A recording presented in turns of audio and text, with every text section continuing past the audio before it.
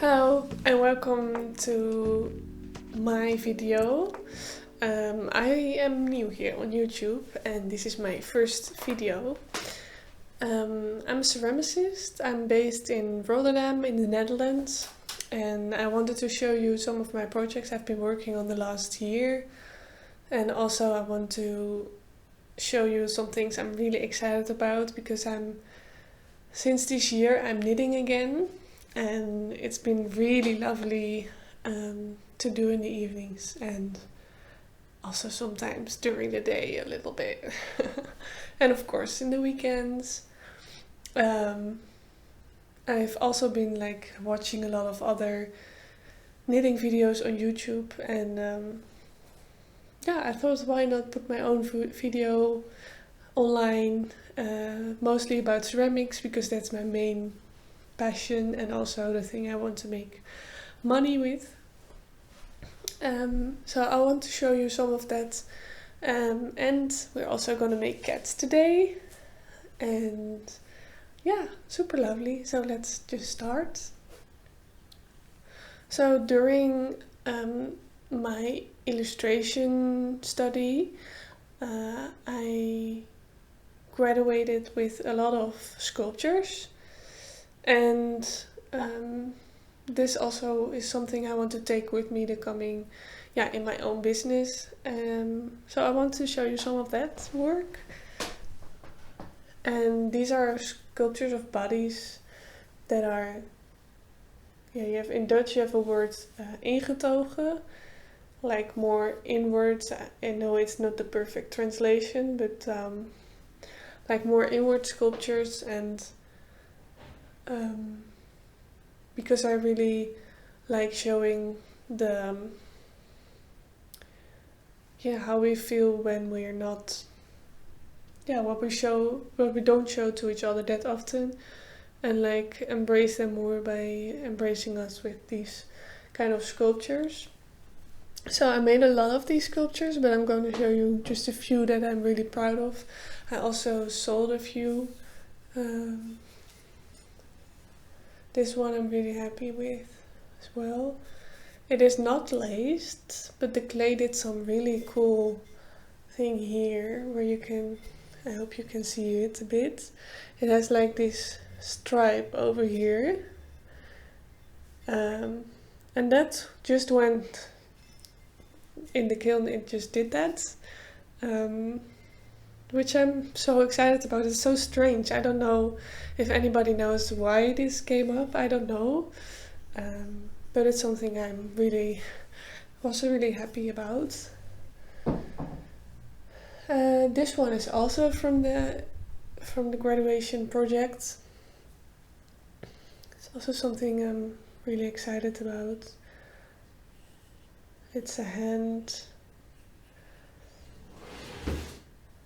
And maybe that was my cat. I don't know if you could hear that, but yeah. And this one I made more recently. It is with a kind of crackle matte glaze, and I rubbed ink into the cracks, so you get this lovely effect. I did this first for a commission, and then I thought I would do something else with it too because I really loved the look of it. I also did this sheep with the same method, with a little small bird on top of it. Really cute. These two I'm also really excited about. These are two of the little persons with birds on top of their shoulders, and that's it. So yes, you can put them nicely together. They're with the same kind of clay, but one of them is a little bit darker than the other, and I like the look of them together. But I'm gonna sell them separately. This little bunny for Easter.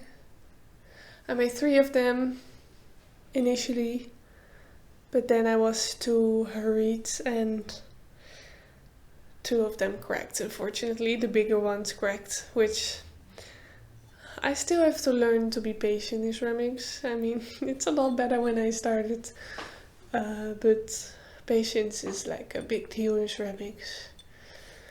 So yeah, still learning that. And then the last thing, and that's also something I want to show the process of today, is this cat.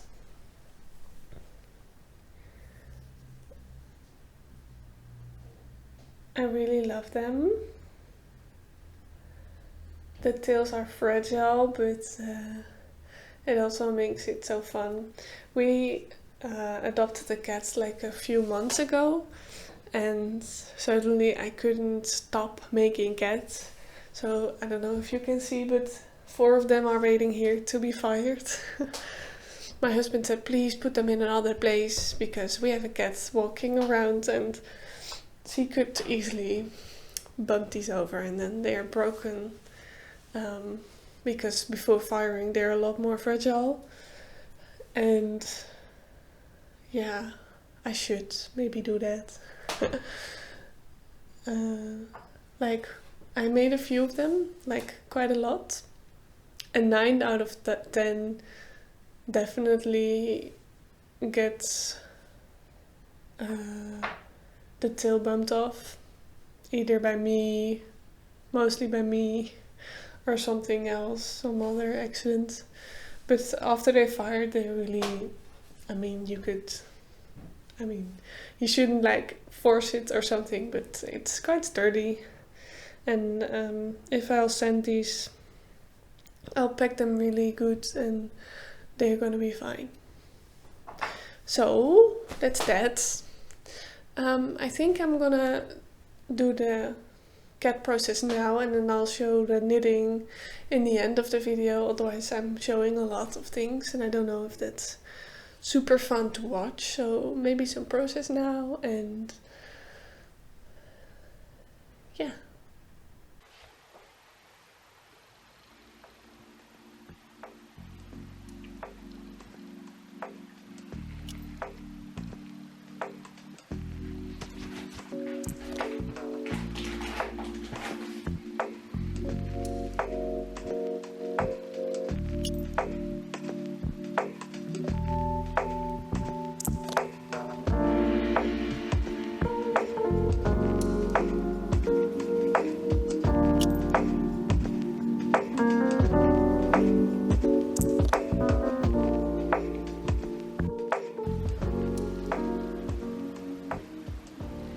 So I'm making the cats now and they're honestly quite a bit of work because there is so much to get right. In like postures there's a lot of like with humans but also with animals there's a lot of specifics, you know, there are a lot of specific ways the body is flowing and you have to get that just right to make it look like a cat and make it look like the cat you have in mind. It's sometimes very hard to do, but also when you get it right it's really rewarding.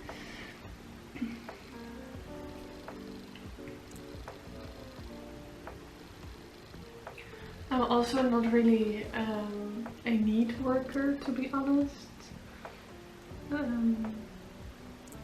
Like for example, some people really work with basic shapes and then work on top of that, which I also really admire, but I just really like to dive in and like actually really sculpt the pieces, which I like doing. It's not like my favorite way of making sculptures, but it's not like super photo, how do you say, like in Dutch it's called photogeniek. No, I'm not even sure if that's the right Dutch word, but yeah, like it isn't like very aesthetically pleasing, the process, because all the clay is going like that way and then that way. It's not like, it's like very, now we do this, now we do that. It's just like feeling and rubbing your hands against the clay, and then at some point it will look nice, but during the process it doesn't really. So that sometimes is a bit annoying when making, for example, Instagram reels, is that the kind of reels like amount of time you have to make a reel doesn't really suit my style of working, whereas I feel like YouTube is way more suitable for like this slow process, and also like I can be messy a bit more. I feel like people on YouTube are more like forgiving, in that it can be like they're more forgiving in the process, even if it isn't like super aesthetically pleasing. So yeah.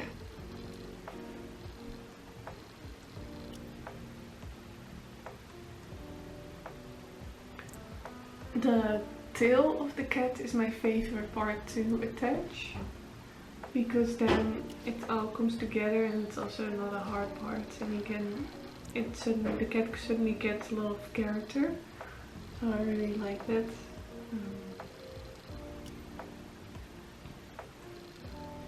For example, this, I just tear a bit of the feet off of it. And then I just continue. It isn't like really, you see that? My Siri thinks I'm talking to her. But I just tear it off because I have a little bit too much. So I tear it off, and then yeah, I just continue. But maybe that's actually more normal than it looking perfect all the way through. Maybe that's the image we get, that it has to look perfect all the way through, because on Instagram it all looks pretty perfect from the start off. And I'm doing it too, you know, for Instagram. I'm also trying to make the process look really smooth and fast.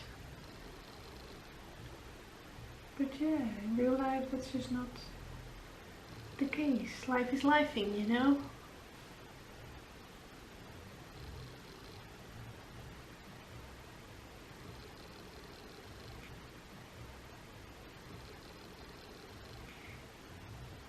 Just sometimes talking to the camera reminds me of being a teenager, and I used to make cards with my friends, and then we also like sat down and talked every now and then a little bit, and that reminds me of this.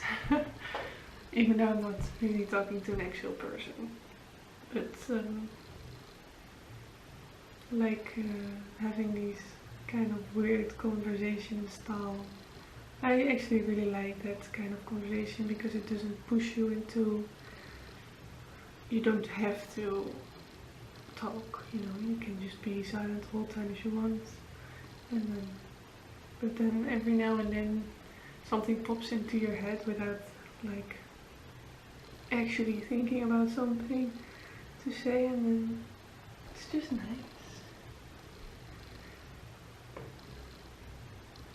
I also drop a lot. I realized when I'm working and I think, oh no, later, and I just drop the clay like that, and then I forget it, and then it gets hard. I just drop the tools, like let it fall down. I'm always so focused on what I'm making. Well, I'm now here.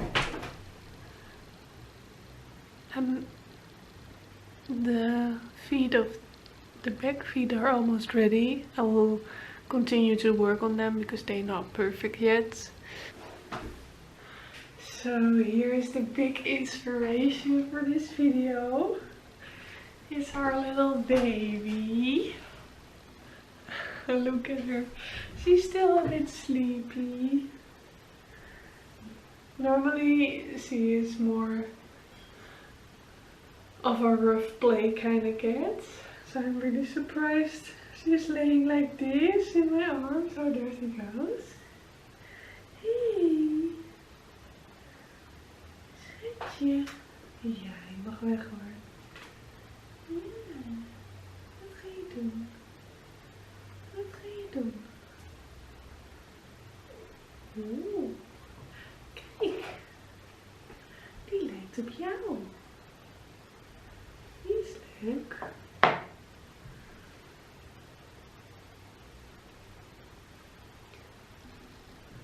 Stretch.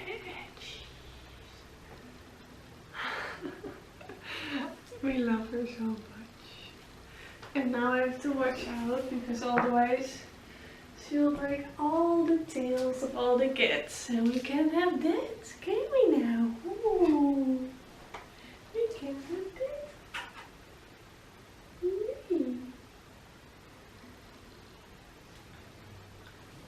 I finally finished the cats. It took me a while to get right. But I added the tail now. And the feet are finished. And I'm really happy with it. Look at it. So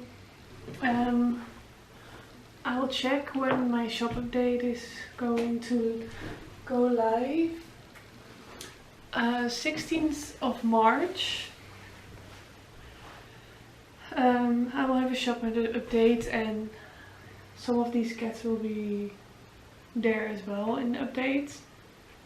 So some of the cats are going to have this kind of clay color.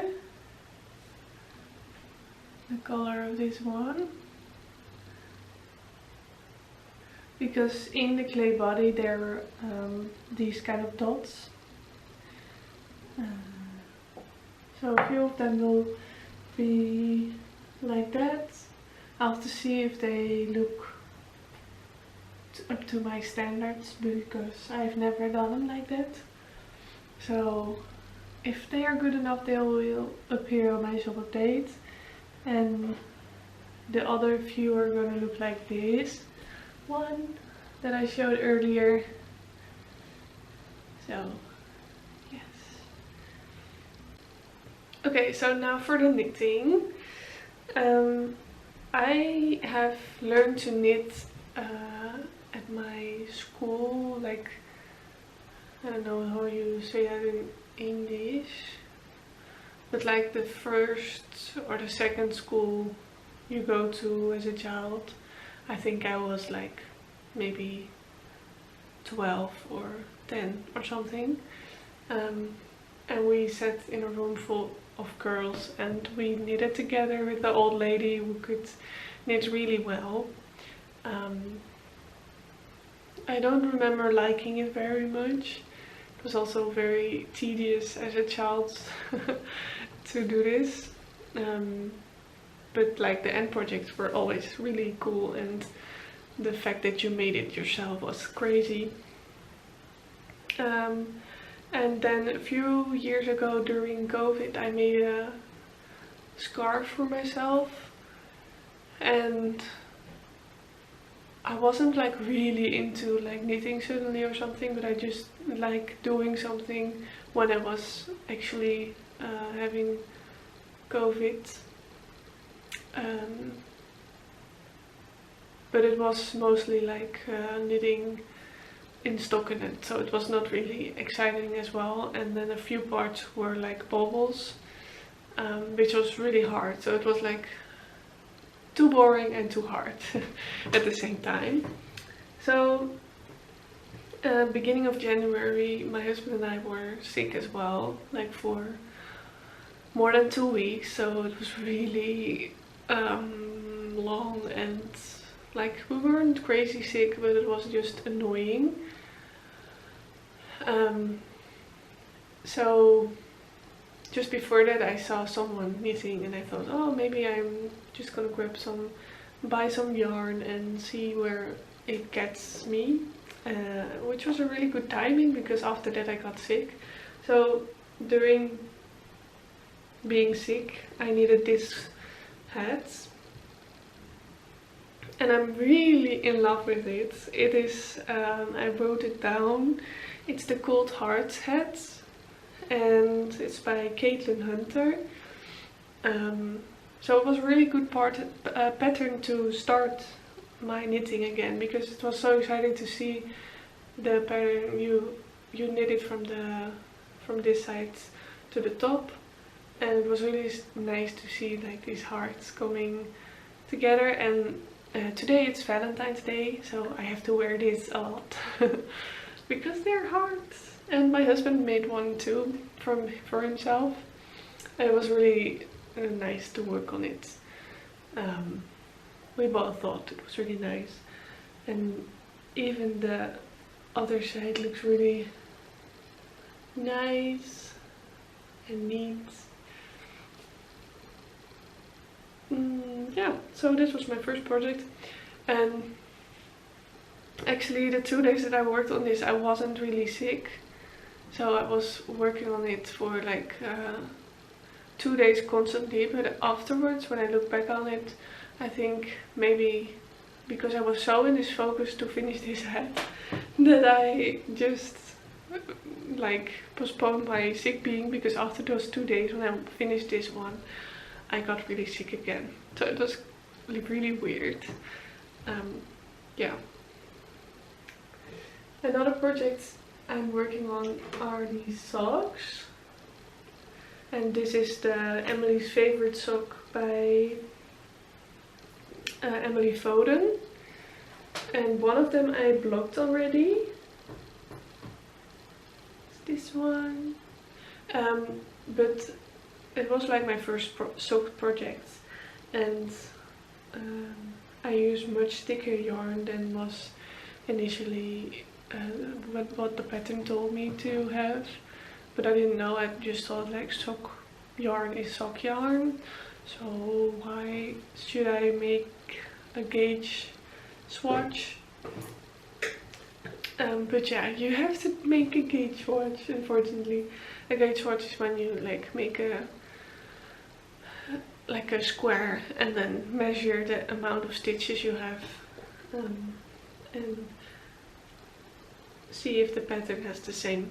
And otherwise you have to go a needle size higher or lower, or you can do a bunch of things to help that, but I'm not like super experienced yet. But yeah, I'm working on a second sock right now, and I'm doing it like the counter colors, because I felt like it was a bit of a shame to buy another skein of both of them for my first pair of socks, because they're probably not gonna be like amazing or something. So, and I thought I was gonna like this combination more, but I think I might like this one more. So we'll see. And then the third and last project I'm working on is a long one, and it's a scarf, a shawl actually.